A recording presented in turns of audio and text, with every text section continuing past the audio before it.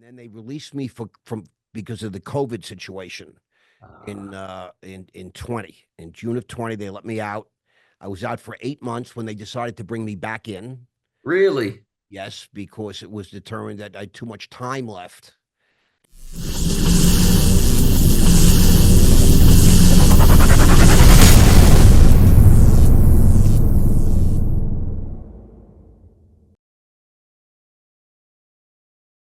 Ross the Boss Mandell.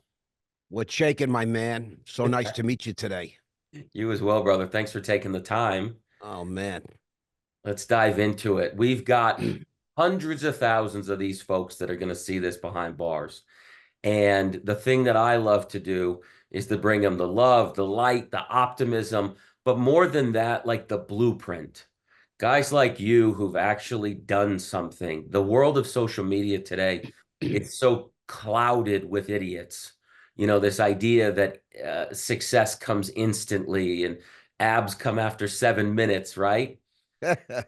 And so I just love to bring them people who've been where they are, number one, but also who, have done some very, very big things. So I'm grateful. I want to start really quickly with what's a day to day in the life right now?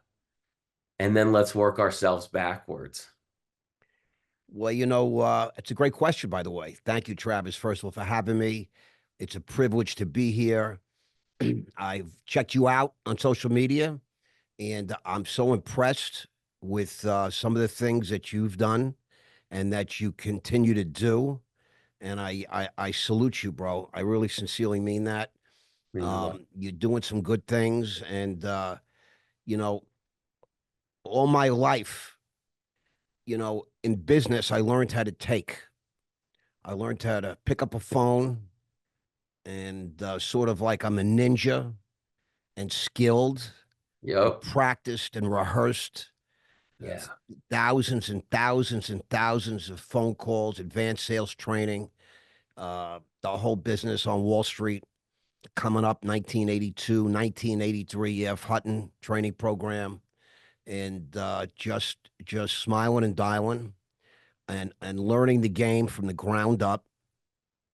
Um, I sort of get into what I call a routine. I think routine is really, really important in business and in life. And I'll say this to some of the people that might be watching this is that in prison there's nothing more important than routine. I mean, when I went to prison, I was shocked that people were telling me the most important thing you can do is get into a routine Yeah. because then the time will just fly. And it's very interesting because that's been my philosophy since I'm a young lad. I used to teach a lot of guys on the street. If you wake up in the morning and you do not have a definitive plan for that day, the odds are that day is going to be either wasted or much less productive than it could have been.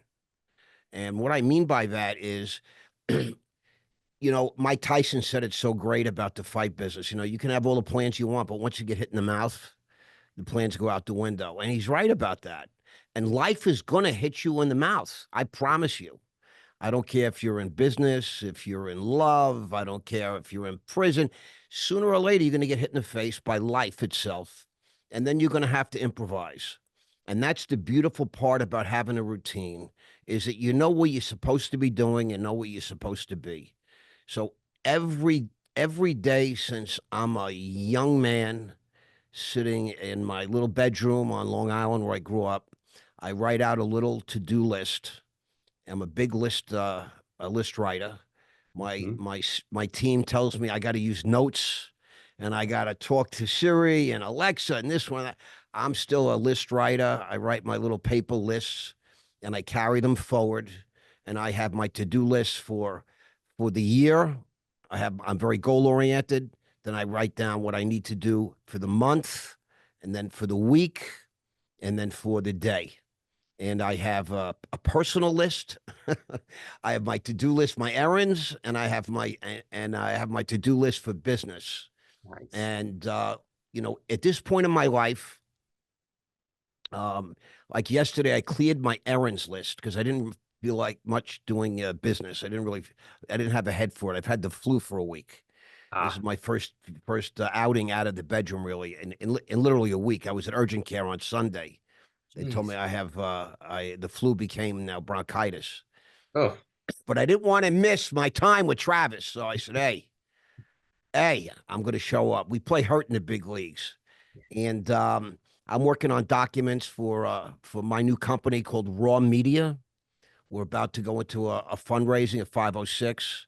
nice. And I know you're familiar with these type terms, Yeah. but for the people that are not that sophisticated, you are allowed to raise money for a company that you incorporate, develop. It's a Nevada corporation, and we're looking to introduce the virality of social media to the virality of the stock market. These are two Oh, things that I have studied a great deal. Of course, when it comes to the stock market, my reputation precedes me. And I'm learning the social media game every day. I study, and amazed at the similarities mm, between, people talk to me about virality. I've been living virality since 1982 when I got in the stock market. yeah. Because, we talk about if you go to sell a business privately, you get maybe two and a half, three and a half times earnings. In the stock market, the PE ratios roughly 20 to 30 times earnings. So right there, you see that's a big arbitrage. There's a big spread. Values are greatly enhanced by taking a company and carving it up into shares and offering up the smaller pieces to the world for investment or for speculation, etc. Man, So I love that I g- idea. I got up today knowing that I had to meet Travis Richey and come onto your show, and I was really excited about that. I was even more excited that it started at noon my time. Because when you get old and you don't feel good, the mornings are tougher. So I like to set my day. I get up, I set coffee to a Oh, timer the night before. My coffee pot usually goes off around 6 or 7, depending on the day. okay. So I know when I get out of bed, I all I got to do is meander my way into the kitchen, and I got a hot cup of fresh coffee waiting for me, and uh, and then I start to I like to watch the financial news, so I'll go from Fox Business to CNBC. I like to get a feel for the morning futures. So Okay. people don't understand the stock market doesn't open until 9:30 Eastern Standard Time, Hmm. but the futures trade all day and all night. Yep. And there's a misnomer, it kills me to this minute when Maria Bartiromo or what's his name on Fox Business talk about the markets up or down, at 8 a.m. These are futures that are indicative of what might or might not be happening. Oftentimes, there's a lot of head faking going on in the futures game because the street wants to mislead. And so you have to know how to read the tea leaves. So I get a feel for where the news of the day is and how it might interface with the stock markets themselves. And people ask me, what do I follow? I follow all the markets. I follow commodities. I follow all the currencies. Very active. I counsel uh, members of the Fortune 500, excuse me, companies, executives. I have a mastermind program. Yeah. People actually reach out to me, info@rossmandell.com. And I have been mentoring students, both men and women, that are interested in getting more out of life, getting more money for themselves, more business. The app people ask me all the time, so who signs up for your mastermind? I was just gonna say, who's your ideal? Yeah, who's your So ideal? the average has been I've had them as young as 23, Nice. men and women, and all the way up to my most recent 63, Nice. multimillionaires, 63, 58. But the average has been like around 30 years old, Okay.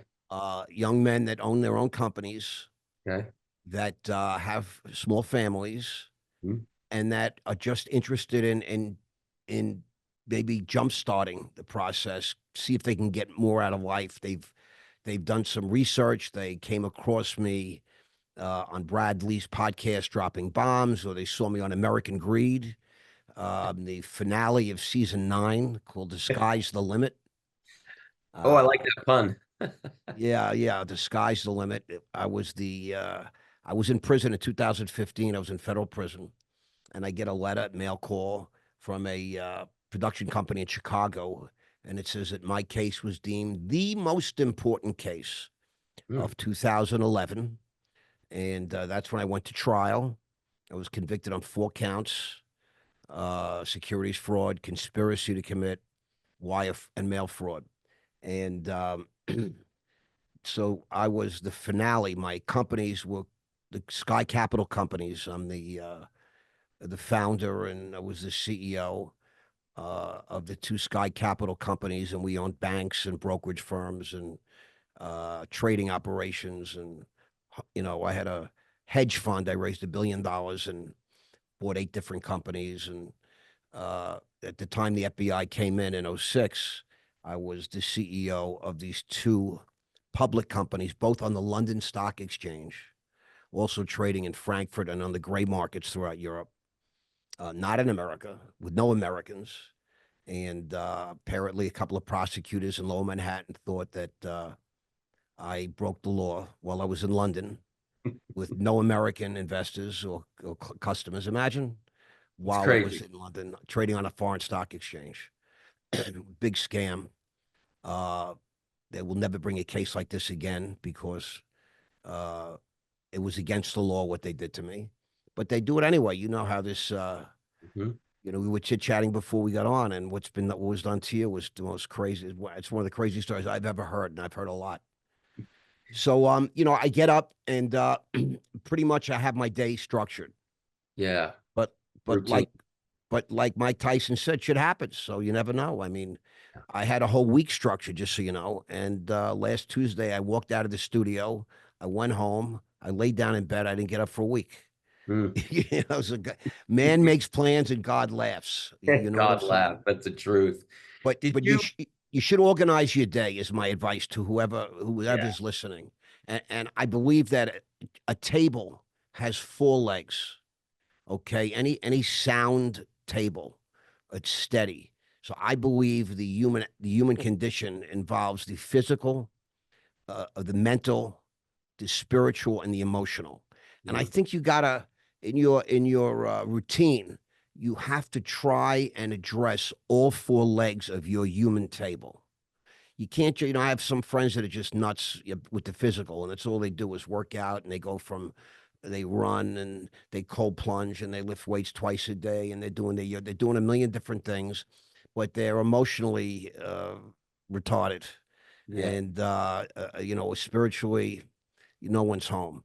And Yeah. so, and they don't read and they don't study. So I really feel like if you can program a day where you designate some time slash or attention to each one of those 4 elements, I like that.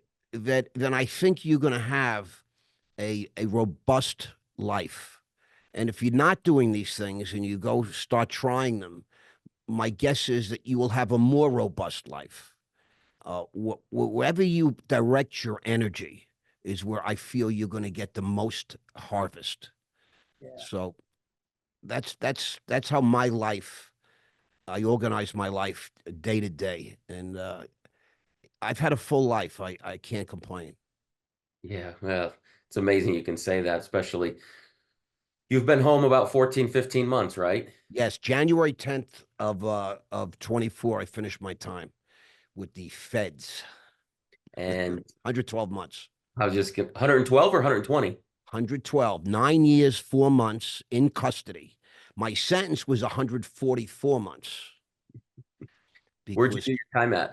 I was a number of different places. Okay. I self surrendered initially at FCI Miami, Ah, which is they represent themselves as a low security facility, but it's really a medium. Um, it was bad for property values to say there was a medium a prison, federal prison. So they said, okay, we'll call it a low, but it's really a medium the way it's run, and everybody knows it. but it was better for property values to suggest to the town that it's only a low. No big deal. And so I was there for 33 months. Okay. Then made my way over to the camp, the federal prison camp. I was there for about 3 years, and then they released me from because of the COVID situation Uh, in 20. In June of 20, they let me out. I was out for 8 months when they decided to bring me back in. really? Yes, because it was determined that I had too much time left to spend years in home confinement because Wow, they they had let you out for 8 months? 8 months. And then they brought me back in. So I was in a few different county jails. They did a little diesel therapy on me. Ugh. Then they put me in the building, the FDC, the Federal Uh, Detention Center in Miami, which is routinely voted the a number zoo? one or two worst prisons in the United States. Yeah, it's an And I, absolute zoo from what I yeah, hear. it's a complete, so I can actually testify that that is a horrible place. And the interesting thing is, I've come to find out that there's a big whistleblower lawsuit filed by a member of staff in the building. She's a case manager, and she's suing the BOP. She's suing the facility, FDC Miami, the warden, the AW, her supervisor, etc. Big whistleblower lawsuit, and she cited my case. Oh, My interesting. that I was kept there wrongfully. I was detained knowingly in violation with my life at risk. And they Wow. decided to keep me there anyway. It was just recently brought to my attention. Wow. And my case was named. I saw the case and all that. Since she sued using my case, another 3 dozen cases have surfaced as Mm, part of this claim that they knowingly and wrongfully detained people while they knew our lives were at risk wow. because of the virus, COVID, all these different things. Sure, sure, sure. Yeah. So then when my lawyers got Congress involved, they quickly shipped me to Coleman, Ah, the federal prison camp at Coleman, Florida, which is the biggest. Coleman, Florida, is where the biggest grouping of federal prisons are in the United States. It's like the whole town is yeah. built around these 5 prisons. There's 2 penitentiaries, a medium high, a true low, and this one camp. Now it was a women's camp, which was converted to a men's camp because the women sued and were granted $20 million in a settlement by the BOP because they were being sexually harassed by the cops. Just it's a shit show. Yeah, The we're not whole surprised. the whole system is fucked. It's just a wreck, and it's falling apart even worse now. Yeah. It's not gotten any better. It's getting worse. Well, I say that all the time. It's like if and you look at the outcomes, 70, 80% of individuals that leave these institutions go back within the first year. And if you took any business on the planet, I mean, you could take airlines, taxi cabs. If you got into an Uber and 7 out of 10 of them ended up in a deadly car crash, there'd be Yep. no Uber. Right. Well, in this case, you just said at the beginning, it's become a very, very big business. It's a Huge. multi-billion-dollar business feeding millions of Americans, and it's being run like a business. It's Yeah. nothing to do with criminal justice or the No law, or outcomes, none of that shit. none It's of it. all about people lining their pockets, just like everything else in the government. It's just a giant rape job of the American public, and it's really sad. This country is really just slid into the abyss of it's crazy. It's now will Trump come? He's coming in now. He's all of a sudden he's lifting the veil of all this Fraud and robbery, theft, fraud, waste. I mean, all the things that you were accused of and I was accused of that we were in yeah, prison for. yeah, oh yeah, It's business as usual in Washington. They're correct. just robbing and stealing and defrauding, and now it's all coming to light. We'll see what happens, but I think Uh, you're right with that. We'll see what happens because as much as I like the guy and I love Elon and I love whatever, I enjoy just the ruffling of feathers at minimum. Me too. I'm just curious if it's really going to change. Does it really actually trickle down? I mean, if you and I took, I mean, the rumor was there was some, plus or minus $400 million of dead people, being sent checks every month. If you and I had $1 billion a year that we couldn't account for, Right? you know what would happen? They said 4.7 trillion goes out the door. Nobody knows where it goes. No one knows. And they don't need to. That's the scary part. It's like, so you're right. I mean, this business of anytime the government's involved, and when I was inside, I told my wife, this business of prisons is like Amazon. If you just replace the people for the packages, if there's no people, there's no Amazon. If there's no Correct. packages, there's no Amazon. And all we're really doing is taking a dollar value, assigning it to an individual, putting that individual in a bed, and taking the spread, as you said earlier, Exactly. and to be honest, the spreads are massive. It's crazy. And you said it before, what's the idea, the ideal business? Repeat customers. Repeat customers This never system. going anywhere. So a lot of people say, "Oh, the system's failing." No, it's not. No, it's not. It's a business and it's being run like a business. And you have these repeat customers coming, you know, two out Yeah, of three come right back. yeah, And that's exactly the way the government wants it. And yes. that's the way it's being set up. It's a travesty. And when I say that to people, like you just said, it's not failing. It's working the way they intended it to work. It's working the way they want it to work. It's really sad. And It's it's really it's sad. it's crazy town, man. It really interesting. Did you when you were doing your 112 months, did you have a similar, were you able to get into a routine? And if so, what was that like in the feds? So yes, I mean it's routine is something that was encouraged to me. Yeah. And one of the things about inmates, you go in, and if you've never been in prison or jail, you don't know what to expect. Just a lot of angst, a lot of fear, right?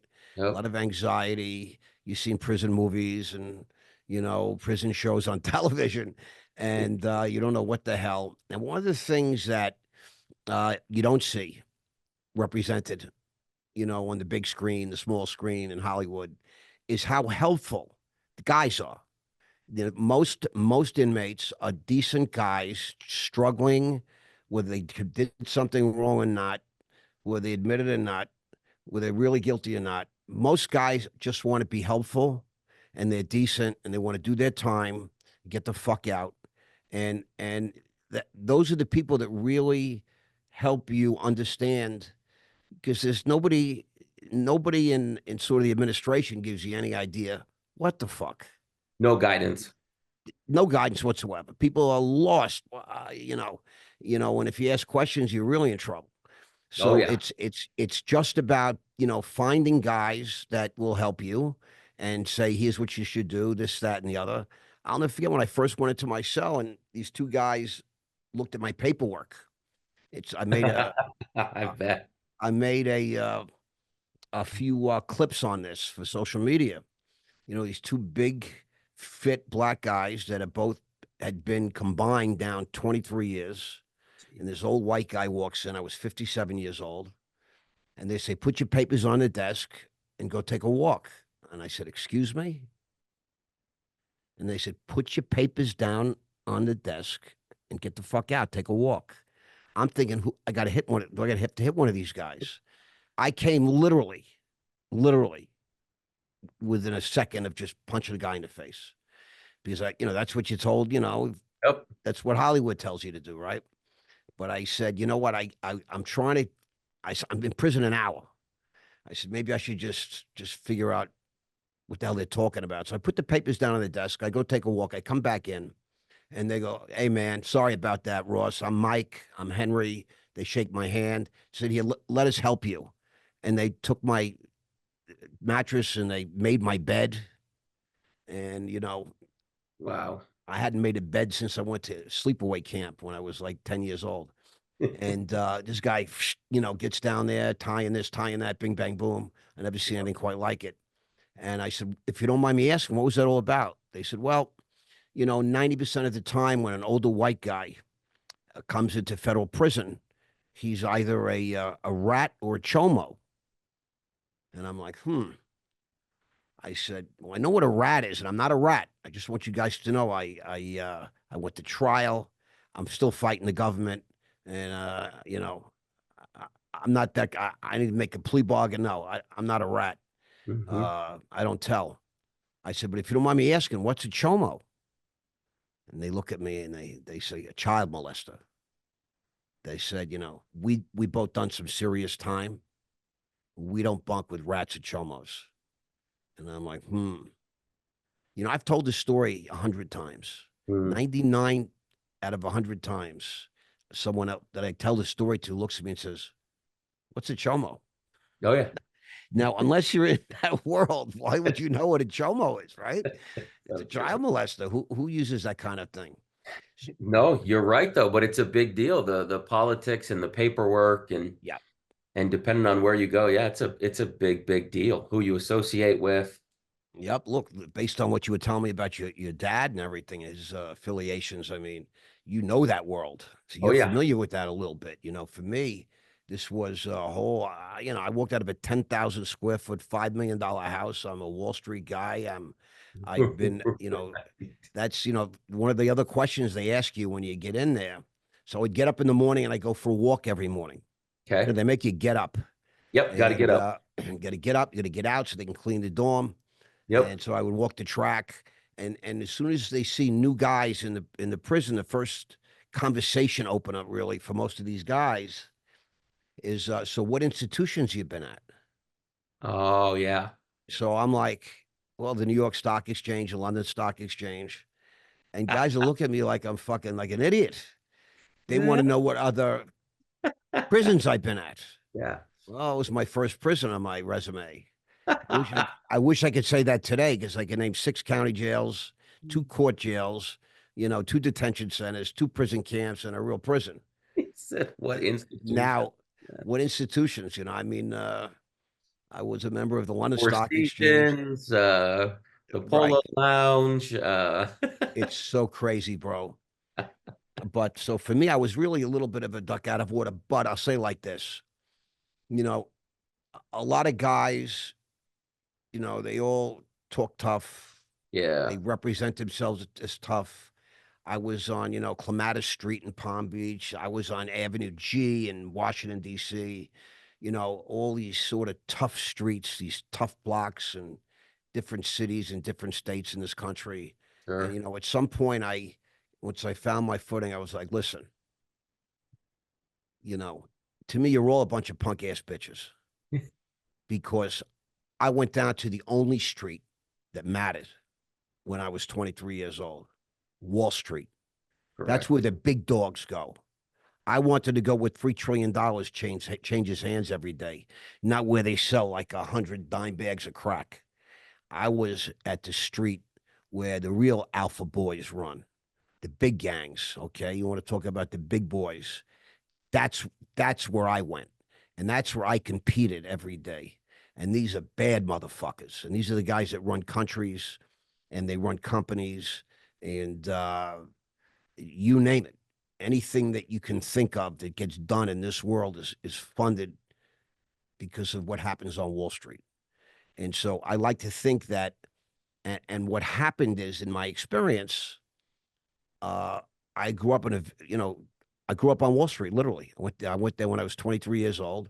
Yeah, I was gonna And say, how do you get started? How do you just walk into Wall Street? well, you really don't. You have to sort of, back in those days, you had to sort of find your way in. It was like a private club back when I started. Later on, you still had to find your way in, but there were many different, easier routes to go. So when I first started, it was the beginning of cold calling. There was no cold calling in this country. I love There it. was no, smile and dial. It was a group of 7 guys at Lehman Brothers, 55 Water Street. They called them the Lehman Seven. It's a famous story. And these guys was sick and tired of waiting for people to walk in that needed stockbroking help. Wanted help with it, setting up a portfolio. Sure. These guys were young, hungry, aggressive, young men that called the Federal Trade Commission in Washington and said, listen, is there any sort of rule against us just picking up the telephone and offering our services for sale? And they got a guy on the phone in Washington, D.C., and eventually got their firm involved, the compliance department and the legal department, and they figured out a way to legalize the ability to telemarket securities over the telephone, to be able to solicit. Up until that point, there was no soliciting. All you had was maybe TV commercials and people that, had acquired or accumulated some money through a business, inheritance, whatever, Sure. family wealth, a little success, would, come to Wall Street, go into an ivory tower, sit with a guy. It was like going to see a doctor, going to see a lawyer, going to see your accountant. Yeah. Back in those days, you went to see the professional. The Yeah. professional did knock on your door. And these seven guys created this um, process by which you can pick up a telephone and you could solicit securities cold over the telephone. And that changed, it really changed the world. And it changed, this is where Main Street gets to meet Wall Street for the first time. Yeah. And I was really on the cusp of that in the early 80s. They call it the bull market of the 80s. Okay. And it started in 82. And by the time I was fully registered and pitching stocks was 1984, February of 84. I got hired at the E.F. Hutton training program. They only hired 12 people in New York out of like 12,000. And in my class of 12, there were three lawyers. These guys were real lawyers that had law Yeah. practices that decided to get into the stock market, right? Yeah. Three accountants, three CPAs. I mean, legit guys. I mean, these Yeah. guys, understood stocks, bonds, how to build portfolios, etc. Four MBAs, five MBAs, and me. I was a handbag salesman. And I just basically talked my way in and wouldn't take no for an answer. And, I can't even explain how I actually, looking back, how I did get in because it was a really interesting process. Love it. And, A handbag salesman. yeah, I was selling ladies' handbags and I'm a pretty good sales guy. Sure. And I was making 150 grand a year. Remember, I'm 23 years old. Uh, and I get 3 grand a week. I have an American Express card on the company. I'm allowed to spend about $1,000 a week on that, 4 grand a month. They bought me a car, a brand new Ford Mustang. And the thing is, I'm traveling. I'm flying all around this country. I was traveling 9 months a year, equivalent, Okay. like 270 days a year To on do the like road. trade shows or sales or I'm training. knocking on doors. I'm going Okay. to uh, J.C. Penney and Uh, Kmart and Walmart and Okay. Edison shoes and Tom McCann shoes and Bradley's, just going all over the country with Okay. these line of bags. And I sold 50,000 dozen handbags a year, 50 weeks a year, 5,000 dozen a week, 5,000 dozen a week, 50 weeks a year. And turns out I'm a pretty good salesman. Hmm. Now, this is before the internet, before cell Sure. phones. Sure. I used to, and it was cool. I'm in my early 20s. I'm fit.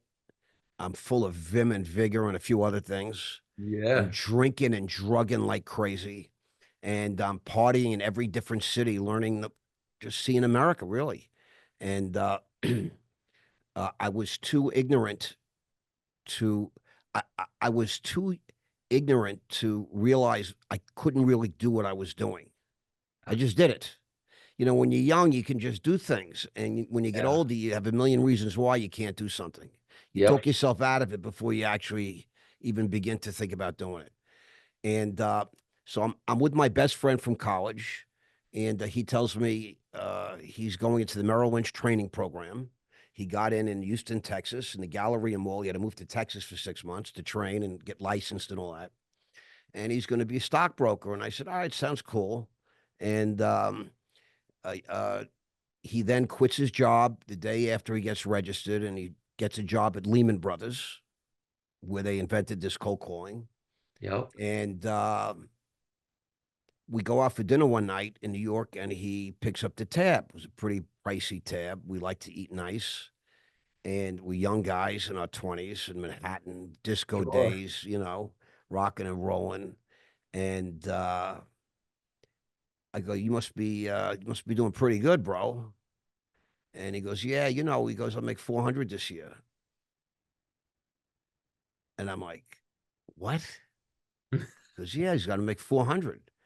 I said, 400,000 bucks you're gonna make? He goes, yeah, well, yeah. He goes, I'll make 800 next year. I said, $800,000? What the fuck do you do? He goes, basically, I sit around and drink coffee and I talk on the phone all day. I said, really? Now, this was my best friend from college, and we hung out a lot. And he was a sharp kid.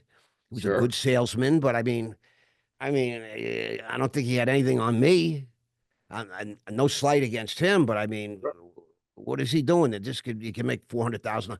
I'm killing myself flying all around the world, this country, Yeah. literally living out of a fucking suitcase, selling ladies' handbags, which I had no feeling for really. I could care less.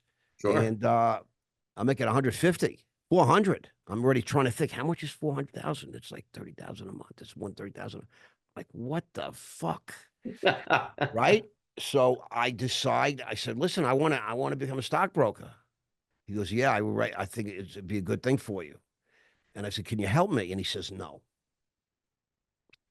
And this was my best friend now for a few years. Whoa. And for me, it should have been a big wake up call because I'm a full blown drug addict and alcoholic. Got it. And he, had changed his life. We used to do drugs and pretty much go out and drink. And at Okay. some point, he started to go in early because he had to go to work the next day, and I would stay out and party, and Mm, I'd be half in the bag. And when you sell on ladies' handbags, I guess you could do that. But he had changed his life, suit and tie, and very serious, and okay. basically selling advice, Yeah. financial advice, and all that kind of thing. And he didn't want to help me, and that really so my mind, he was fucked up. Not I'm fucked up. This is my Yeah. best friend who doesn't want to help me because he was embarrassed of me in front of all his new friends that was serious men. And I still just wanted to party and, you know, all those things. And I didn't really look at myself at that point. But what I did do was, like everything else, that when Ross gets a bee in his bonnet, Ross goes for things 100%. I don't have any no in me. I don't have any quit in me. I don't have I can't do this or it's not going to happen or it doesn't matter. I put my eyes on a prize and I don't stop. I'm like the Mm, Terminator. You got to really take me apart. And so I ended up, leveraging connections and figuring it out. And this one led me to that one, to this one, to that one. And eventually I got in front of the right people and I did my thing and talked my way in and like everything else in my life, somehow managed to squeak in. And when I first started, I started to get a little nervous because I realized I didn't understand the fucking thing these people were talking about. Now, I'm not stupid. I'm an avid reader, but when you're smoking weed every day and you're taking pills and you're drinking and you're not sleeping, and I'll never forget when we first did our first cold calling. I had to hang up the phone twice. My hands were shaking. My hands really? were sweating. Yeah, big balls. Ross Mandell was panicked. Was having an anxiety attack. I would answer the phone, and I hung up. But Really? people were watching. One thing about the street, it's very transparent. Everybody knows what everybody else is doing. Sure. Know how much everybody's making. How much you make for a day, Yep. monthly. They post everything because they want you knowing. They want you competing. Yeah. Yeah. And at the end of I started out a little slow, but again, I'm a worker. I would get in early. I would stay late. And make a long story short, at the end of the year, this is uh, this is 1984. I was number one in my class out of the whole country, at 135 guys and women with new accounts, like 330 new accounts my first year. And I was number two in gross production, meaning commissions earned. The only Sure. one that did better than me was uh, was a guy named Stephen Schott, whose mother owned the Cincinnati Reds, and who just had a big trust fund. And him and his grandfather would just buy and sell stocks all day, and so he ran up his own commissions just so he could look good in front of the class. But so I was legit, and then E.F. Hutton allowed me to choose any city, any office I wanted anywhere in the world. Really? Yeah. Now most guys would have went to like Paris or to London or Hawaii, Yeah. L.A., Beverly Hills, right? We had offices everywhere in the country. It was second biggest in the world, second biggest Okay. stock market. Me, I lived in New York City in an apartment midtown, and there was an office 3 blocks from my apartment. So I just wanted to be able to walk back and Up there. forth, Yep. and right in the middle was the most happening Tex-Mex bar restaurant in Manhattan called El Rio Grande on 37th and 3rd. And I would just roll in there morning, noon, and night. I'm drinking margaritas.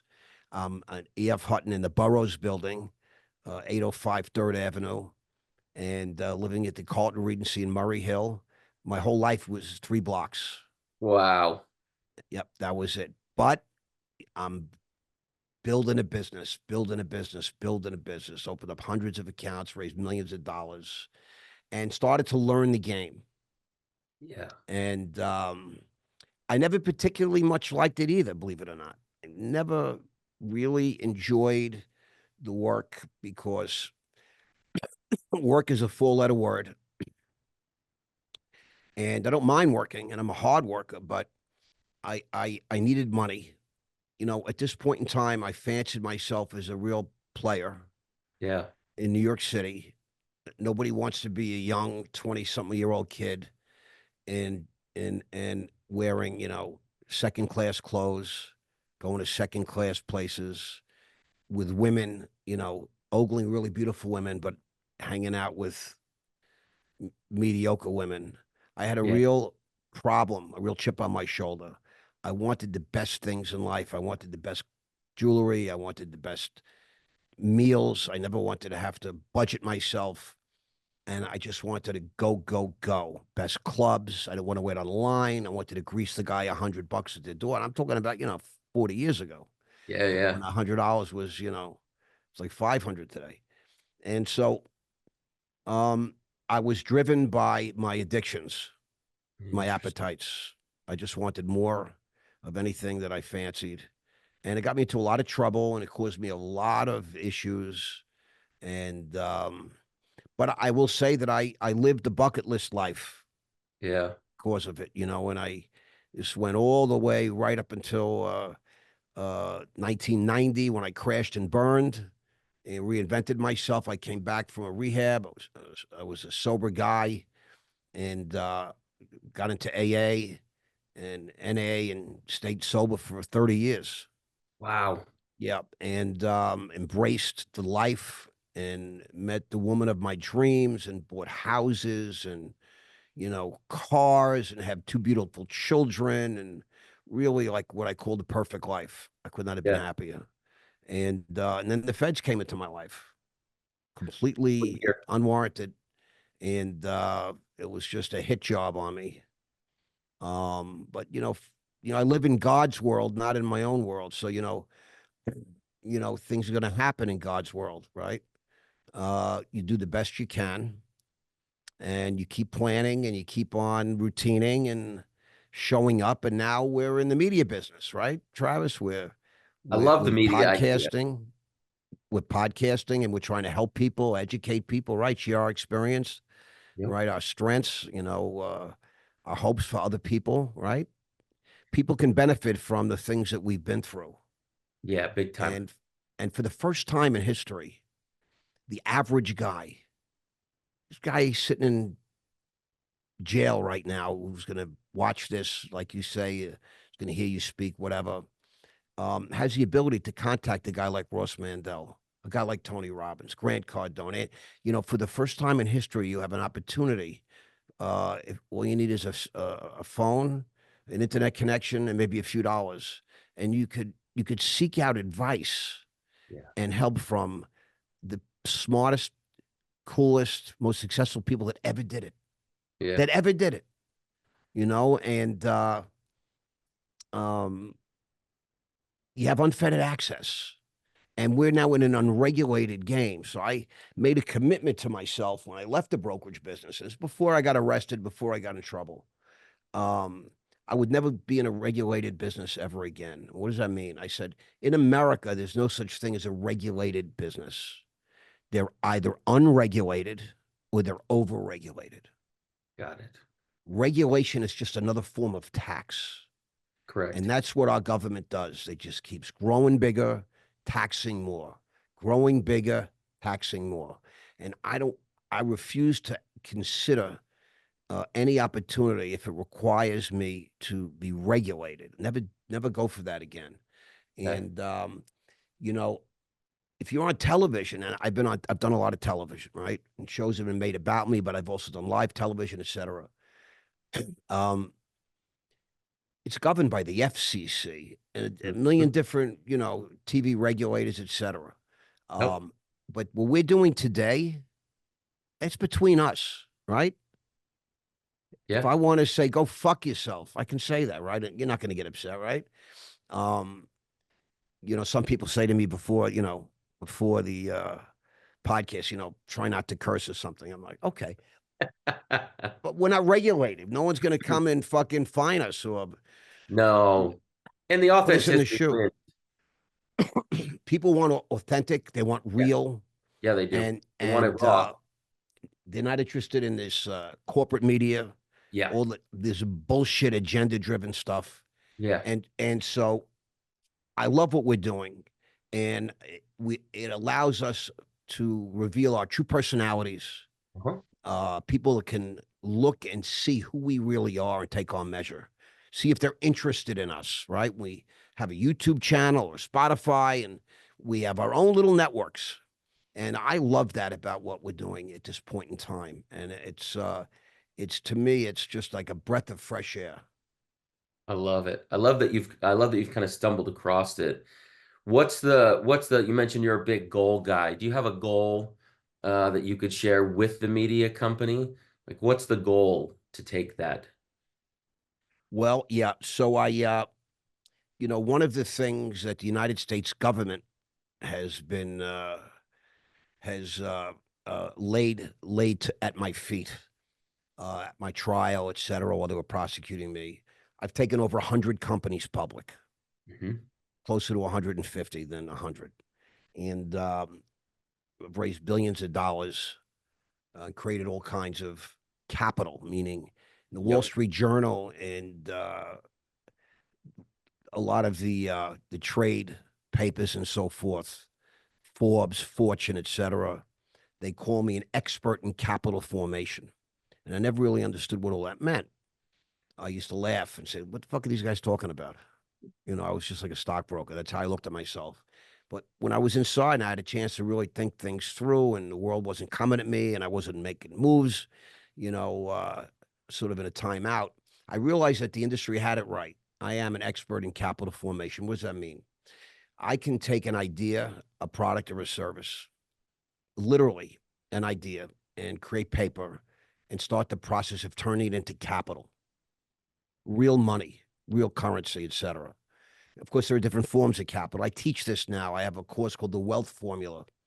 I teach people how to do these things, but I'm taking was a podcast, right, on Instagram and all the social media platforms, and I'm going to take this following and others like me, because let's face it, Travis, I'll be 68 next month.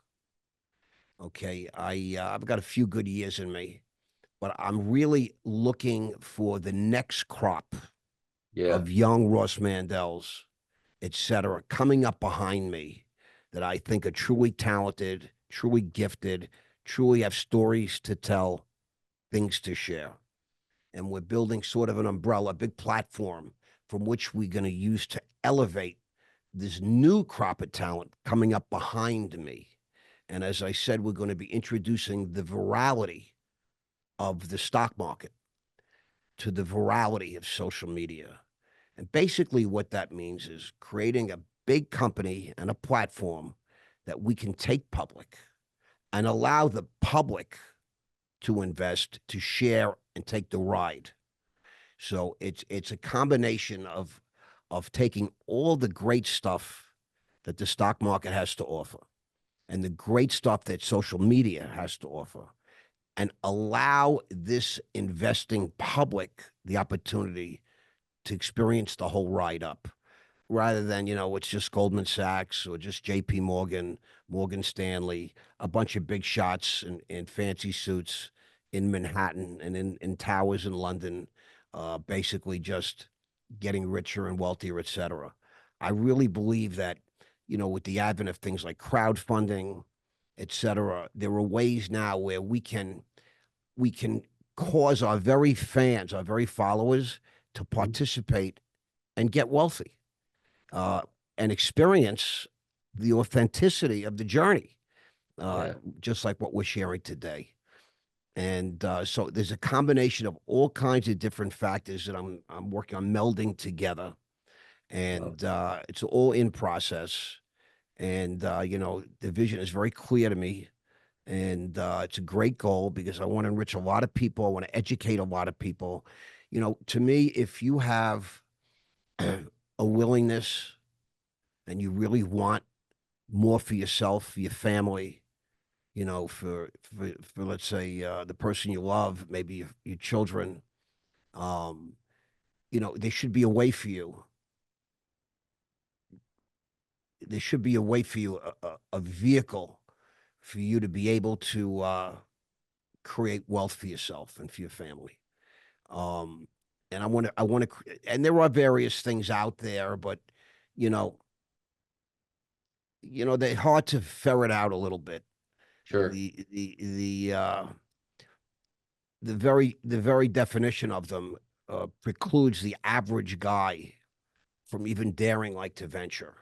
Yeah. But for my following and the people that follow me, I want to create a vehicle where that everybody can jump in the boat, so to speak, and participate in growing wealth. And I see it pretty clearly. And I was the first American. This was a big thing that I'm noted for on Wall Street. So I didn't just make a lot of money and have a lot of fun and influence a lot of lives, but I did something that nobody had ever done in my industry. So the London Stock Exchange is the oldest, most prestigious stock exchange in the world. It was the first, et cetera. And I'm the first American to bring a regulated American company public on the London Stock Exchange ever. They said it couldn't be done, like the 4 Minute Mile. Mhm. And as soon as somebody did it, everybody does it now. But Yeah. the point is, I did it, and then I did it a second time. I did it in '02 and '04.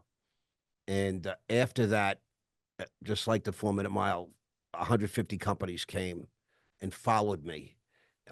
They followed the footprint that I created.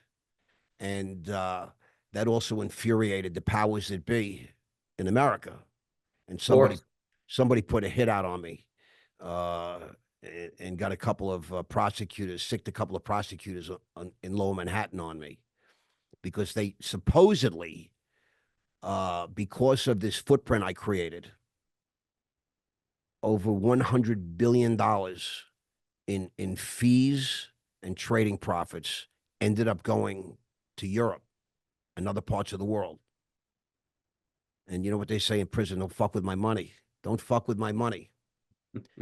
Apparently, a lot of people, some people in Manhattan, Lower Manhattan, were upset, and I was very abrasive, very arrogant. I was full of myself.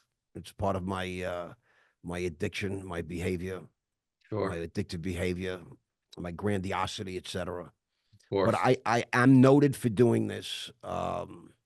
I love and it. I created that footprint. So I left a mark in the industry a little bit. Supposedly, I left a few marks besides that, but be that as it may.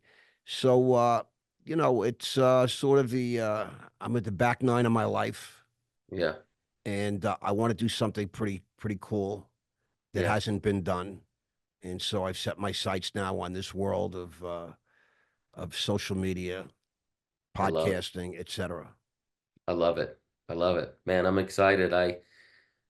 I'm grateful that these individuals are going to see this story. I'm grateful that, that you lived, like you said, a bucket list life and had a minor hiccup in God's world. But I love to see you on the other side, Thank you. still growing, still achieving, still striving. And I think that's the biggest message of you is, like you said, when I get a bee in my bonnet. But whether you're on Wall Street or whether you're in CFI watching this, like I hope you get a Ross Mandell sized bee in your bonnet and take the world that you deserve to live in. And you look up and look out to guys like you and who will show you the way. I think that's the beautiful part about it. Any of these individuals, that sends you an email and says, "Send me the mastermind info. How do I get in touch? How do I learn?" Like, this is the beautiful part about social media is you can learn from those that have gone before you and shorten that length of time to success. Correct. There's a path now. There's an avenue. Yeah. You know I what I love mean? It's back in the day when I was on the come up, I used to knock on doors, on Wall Street and say, "Excuse me, could I sit and just listen in, take notes?" And before that, I used to go to clubs and I used to go up to a guy that was sitting there. I'd say, "Bro, I mean, who are you?" The guy would look at me like I'm talking Chinese. What do you mean? I go, I saw you walk in the club. They opened the ropes for you, and you got the hottest girl in this place, and you pulled up in this fantastic car, and you're sitting at the best table. You're drinking the best champagne. I mean, if you don't mind me asking, what do you do? You're like the coolest dude here. Men love to talk about themselves, yeah. and especially accomplished men. Yeah. And so, that's how I got my information. I saw somebody that had something that I wanted, Yeah. and I said, "Let me ask him." you know, how'd you do this? Well, I went down to Wall Street. I'm a trader. I'm a banker. I'm a broker. I said, really? I said, what does that mean? I said, well, we didn't have Google when I was growing up. We didn't have any of these things. You know what I mean? Yes. I'll never forget. I'm asking a million people, what does a stockbroker do? Well, why are you asking? Well, I met the stockbroker. He's got a red Ferrari. He's got a super hot woman, and he's sitting at the best table, eating the best food. I mean, what do these guys do? You know what I mean? It's a learning process. Today, it's like there's an abundance of quick and easy information. At your fingertips. All you need is a fucking phone, and you can have everything. I mean, Yeah. but you need the will, Yeah. you need the balls, the courage, and you just can't. I One thing I see, and I've learned over the years, is that fear Mm. dictates governs a lot of people's lives. They're afraid, they have doubts, and you got to let that go. I mean, this is your life. This is not a dress rehearsal. You don't get a mulligan. There's no do overs. Yeah. This is it. Go for it. I mean, what the hell? I mean, a life worth living. You got to make your moves, and you can't be afraid. And nobody's going to give you anything. No. You got to go get it. And oh, you fail. Oh, you fall on your face. Oh, you fuck up. Big fucking deal. I read Big. a great quote that stuck with me for many years. They said that um, the definition of success is the ability to move from failure to failure with no loss of enthusiasm. You just got to keep going and keep trying. And if it doesn't work, next. I wrote a book. It's called Rock Solid. The digital version is available on my website at rossmandell.com. That's two S's and two L's, rossmandell.com. It's called Rock Solid. And I talk about my favorite word in the English language is next. Next, there'll always be another relationship. There'll always be another deal. There'll always be another apartment, another house. There'll always be another guy. Next is my favorite word. Just bring them on. Let's go. I mean, that's how you have to live your life if you want to have a great life. You can't get mired in depression and doubt and all. Now listen, it's okay to feel stuff. We're all human beings. I get it. But you can't let feelings, you know, interfere with doing. Yeah. You're like, I don't want to get out of this house today. I mean, I'm not feeling great. You know that. I told you I've been in bed for a week. I got Yep. severe bronchitis. I went to the urgent care on Sunday, after being in bed 5 days. But I said, you know what? I'm gonna show up for Mr. Travis Richey. I said, I'm not, and I'm glad I did now. I feel better, that we're here. I'm glad you did too. I'm grateful for it. Yeah, me too. It's really a privilege to meet you, and I love what you're doing. And part of my it's my testimony is to give back. I want to give back. I want to help. I want to elevate. And part of the beautiful thing about podcasting is I use the platform to elevate other people, uh, as well as, like, now you give me a chance to elevate myself, and I'm so appreciative of that because there's too many ways in this world to get beaten down. Yeah. Too many mechanisms as you go through life that are literally designed, for failure, you Hmm. know, and not enough platforms out there that are, in my opinion, elevating. And I believe that, every time I get on a podcast, every time someone comes on my podcast, I want to elevate. I want to raise up. If one person benefits, Travis, we did a good thing today. We did a great thing today, Ross. I think a lot of people are going to benefit. I know they will. And I encourage them all to reach out, whether you're on the inside or getting out. Go talk to Ross and get his blueprint. So I'm grateful for your time today, brother. Thank Yeah, you. and I'd love to hear from anybody. I counsel a lot of people that have either been in, or still in, Yep. doing time, etc. You got to Yep. do what you can to help the other guy. Yeah, you're perfectly positioned to help that person you once were. 100%. Yeah, I Always love giving back. Always giving back. it. My pleasure, brother. I can't thank you enough. This is just the beginning of our relationship, so thank you. I love that. I look forward to getting to know you better, and I can't wait for you to get you. I want to get you my hot seat over here. Tell me when. Tell me when. I'm in. Well, we gotta set it up now. We'll speak Set to it up. Okay. Stephanie, and she'll take care of that for us. Okay. Awesome, brother. Be well. Get better. Thank you, my man. I appreciate it. I appreciate your time, and everybody. Much love. Much love, brother. Thank you.